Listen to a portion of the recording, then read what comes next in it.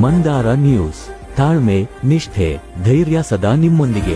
Mandara news, ತಾಳ್ಮೆ, ನಿಷ್ಠೆ, ಧೈರ್ಯ ನಿಮ್ಮ ಮುಂದೆ. ಪ್ರೇಕ್ಷಕರೇ, ಈ ಚಿತ್ರಗಳನ್ನು ಒಮ್ಮೆ ನೋಡಿ ಆಶ್ಚರ್ಯಪಡಬೇಡಿ. ನೇಪಾಳ ದೇಶದವರು ಯುವತಿಯರು, ಭಾರತದ ಗುರುತಿನ ಚೀಟಿ ಇಲ್ಲ, ಭಾರತದಲ್ಲಿ ವಾಸ ಮಾಡುತ್ತಿದ್ದಾರೆ. ಬೆಂಗಳೂರಿನಲ್ಲಿ ಕೆಲಸ ಮಾಡುವ ಯುವತಿಯರು. ತಾವು ಯಾವುದಾದರೂ ಮಸಾಜ್ ಪಾರ್ಲರ್ನಲ್ಲಿ ನೋಡಿರ್ತೀರಾ. ಇವರ ದಿನನಿತ್ಯದ ಕೆಲಸ ಸ್ಪಾ ಥೆರಪಿ. ಸ್ಪಾ ಮಾಲೀಕನಿಗೆ ಕಾಡಿಬೇಡಿ, ಉದ್ಯೋಗ ಪಡ್ಕೊಳ್ತಾರೆ. ಎಷ್ಟೇ ಕೇಳಿದ್ರೂ ಗುರುತಿನ ಚೀಟಿ ಕೊಡೋದಿಲ್ಲ. ಇದ್ರೆ ಅಲ್ವಾ ಪಾಪ ಕೊಡೋದಿಕ್ಕೆ. ಪೊಲೀಸರ ಕಣ್ತಪ್ಪಿಸಿ ಕದ್ದು ಮುಚ್ಚಿ ಓಡಾಡುವ ಇವರು ಅನೈತಿಕ ಚಟುವಟಿಕೆ ನಡೆಸುತ್ತಾರೆ. ಬಂಡವಾಳ ಹೂಡಿದ ಅಮಾಯಕ ಮಾಲೀಕ ಪೊಲೀಸರಿಗೆ ಲಕ್ಷ ಕೊಟ್ಟು ಸ್ಪಾ ನಡೆಸುತ್ತಾನೆ. ಆದರೆ ಈ ಯುವತಿಯರ ಕೆಲಸ ಡ್ರಗ್ಸ್ ಸೇವನೆ, ಗಾಂಜಾ ಸೇವನೆ. ಇದು ವರದೇಶಿಯರ ಅಟ್ಟಹಾಸ. ರಾಮಮೂರ್ತಿನಗರ ಪೊಲೀಸ್ ಠಾಣೆ ವ್ಯಾಪ್ತಿಯಲ್ಲಿ ನಡೆಯುತ್ತಿರುವ ದಂಧೆ. ಇದಕ್ಕೆ ರಾಮಮೂರ್ತಿನಗರ ಪೊಲೀಸ್ ಠಾಣೆ ಅಧಿಕಾರಿಗಳು ಯಾವ ರೀತಿ ಕ್ರಮ ಕೈಗೊಳ್ತಾರೆ ಕಾದು ನೋಡೋಣ.